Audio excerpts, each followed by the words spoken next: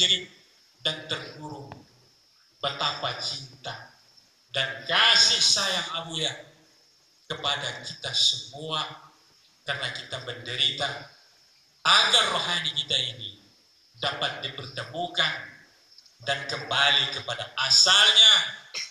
Kita dapat menzahirkan syariat dengan baik, kita dapat berakhlak baik, sehingga kehidupan di dunia, di alam semesta itu tertata dengan baik, dengan petunjuk ilahi, dengan petunjuk Nabi atas bimbingan Abuya kita.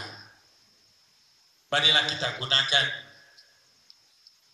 kesempatan selama kita masih mampu, selama kita masih hidup, termasuk diri saya dan kami dari Kejamatan di Sulawesi, sangat-sangat merindukan, sangat-sangat menghargai keberadaan tauhid tasawuf.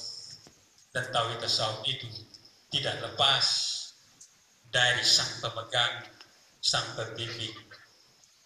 Hadirin semua yang dirahmati Allah, sekali lagi, orang yang beragama tidak ada guru, hampir-hampir tidak beragama.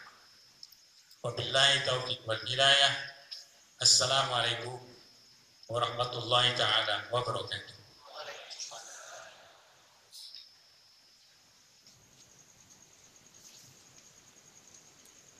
Terima kasih.